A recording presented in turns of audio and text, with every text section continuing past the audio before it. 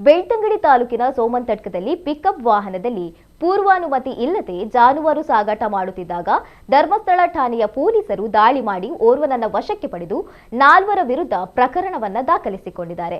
ಕಕ್ಕಿಂಚೆ ನಿವಾಸಿ ಅನಿಲ್ ಎಂಬಾತನನ್ನ ಪೊಲೀಸರು ವಶಕ್ಕೆ ಪಡೆದು ವಿಚಾರಣೆಯನ್ನ ನಡೆಸ್ತಾ ಇದ್ದಾರೆ.